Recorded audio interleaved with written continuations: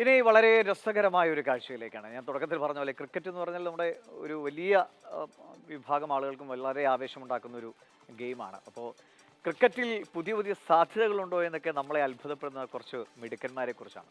ഈ സംഭവം ആ വീഡിയോ വന്നതോടുകൂടി അത് വല്ലാതെ വൈറലായി ഒരുപാട് പേർ അതിൻ്റെ ഒരു സന്തോഷം പങ്കുവയ്ക്കുന്നുണ്ട്. ഒരു അരുവിക്ക് അപ്പുറവും ഇപ്പുറവും നിന്ന് ക്രിക്കറ്റ് കളിക്കുക എന്ന് നമുക്ക് പെട്ടെന്ന് ചിന്തിക്കാൻ കഴിയില്ല. അതായത് റണ്ണെടുക്കാൻ നമ്മൾ നീന്തണം, ഓടിയാൽ പോരാ, നീന്തണം. കണ്ടു നോക്കൂ.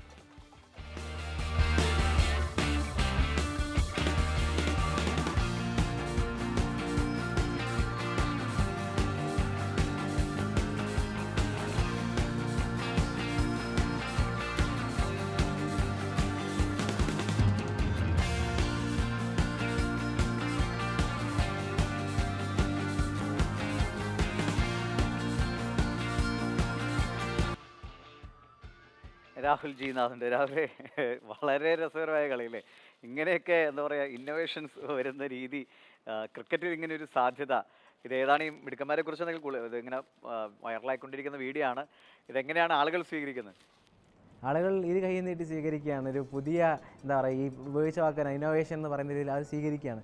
സത്യം പറഞ്ഞാൽ മുമ്പ് ഈ ഫുട്ബോളും ക്രിക്കറ്റും തമ്മിൽ താരതമ്യപ്പെടുത്തുമ്പോൾ ഈ പറഞ്ഞ 90 മിനിറ്റ് ഫുട്ബോളിൽ ആൾ ഓടുകയാണല്ലോ, നിങ്ങൾ ഈ ക്രിക്കറ്റ് കളിക്കുന്നവർ അല്ലെങ്കിൽ ക്രിക്കറ്റ് ഇഷ്ടപ്പെടുന്നവർ ആലോചിച്ച് നോക്കൂ, അതിനൊരു വലിയ ശാരീരിക അധ്വാനം ഇല്ലല്ലോ എന്നൊക്കെ പറയും താരതമ്യപ്പെടുത്തുമ്പോൾ. ഇപ്പോൾ എനിക്ക് തോന്നുന്നു ഇങ്ങനെ ഒരു സ്വിം കെറ്റ് എന്ന് പറഞ്ഞാൽ ഈ മാധ്യമങ്ങളെല്ലാം റിപ്പോർട്ട് ചെയ്ത സ്വിം കെറ്റ് എന്നാണ്, ക്രിക്കറ്റ് അല്ല സ്വിം കെറ്റ് ആണെന്ന് പറയുന്നത്. അപ്പോൾ എനിക്ക് തോന്നുന്നു ഇങ്ങനെ ഒരു രൂപം വന്നു കഴിഞ്ഞാൽ ഈ പറഞ്ഞ വാദങ്ങൾക്കൊരു അപവാദമാകും. കാരണം റൺസ് എടുക്കണമെങ്കിൽ നീന്തണം, പിന്നെ അതുകൂടാതെ റണ്ണൗട്ടാക്കി പന്തെടുക്കണമെങ്കിൽ അല്ലെങ്കിൽ പന്തെടുത്ത് കീപ്പറിലേക്ക് കൈമാറണമെങ്കിൽ പോലും നീന്തണം. അപ്പോൾ ശാരീരിക അധ്വാനം കൂടുതലാണ് എന്നുള്ളതാണ് ഞാൻ കണ്ട രസകരമായ വസ്തുത. പിന്നെ ഞാൻ ആലോചിച്ചു, എന്നെപ്പോലെ നീന്തൽ അറിയാത്തവർക്ക് ഇത് ബുദ്ധിമുട്ടാവുമെന്ന്. ഇല്ല, ഒരു പയ്യൻ ഈ വലിയ ആഴില്ല നടന്നുകൊണ്ട് റൺസ് എടുക്കുന്നത് ഈ വെള്ളത്തിലൂടെ. അപ്പോൾ അത് രസകരമായി തോന്നി. പിന്നീട് ഈ പറയുന്നത് പോലെ ഈ പറഞ്ഞത് ഇന്നോവേഷനാണ്. കാരണം ശാരീരിക അധ്വാനം ഉണ്ടാകുന്നു, കുറച്ചുകൂടി രസമാകുന്നു, ക്രിക്കറ്റ് എന്ന് പറയുന്ന സാധനം തന്നെ രസമാകുന്നു. പിന്നീട് കുറച്ചുകൂടി ഞാൻ നോക്കിയപ്പോൾ പന്ത് കുതിക്കുമോ എന്നുള്ളത് സംശയിച്ചു ഞാൻ. ഈ പന്ത് കുതിക്കുമോ എന്നുള്ള ചോദ്യം അപ്പോഴും ഉണ്ട്. കാരണം പന്ത് എല്ലാ തവണയും കുതിക്കണമെന്നില്ല. ഈ വീഡിയോ തന്നെ കുതിക്കുന്നത് ശരിയാണെന്ന് ഒരു സംശയം എനിക്കുണ്ട് വ്യക്തിപരമായിട്ട്. അതുകൊണ്ട് ഞാൻ ഫുൾ ടോസ് ബോളാണ് പ്രതീക്ഷിച്ചത്, നേരെ ചെന്ന് ബാറ്റിലേക്ക് പതിക്കുന്നതാണ് പ്രതീക്ഷിച്ചത്. അപ്പോൾ അതല്ല, പിന്നെ അരുവിക്ക് അപ്പുറം ഇപ്പുറം നിന്നാണ് ഇവർ കളിക്കുന്നത്. അതുകൊണ്ട് ഒരു ഗുണമുള്ളത്, പ്രശ്നങ്ങൾ നയപരമായി പരിഹരിക്കാനുള്ള അവസരമുണ്ട്. കാരണം വലിയ വഴക്കുണ്ടെങ്കിൽ നീന്തി അങ്ങ് അപ്പുറം പോകണം, മനസ്സിലായി. അതുകൊണ്ട് ആ തർക്കവും ഇല്ലാതാകും എന്നുള്ളതുണ്ട്. അപ്പോൾ ചിലപ്പോൾ ഈ വീഡിയോ കണ്ടിട്ട് പുതിയ ഐഡിയകൾ ക്രിക്കറ്റിൽ ഉണ്ടാകാൻ സാധ്യതയുണ്ട്. എന്തായാലും സിംകെറ്റ് രസകരമായ ഒരു അനുഭവമായിരിക്കും.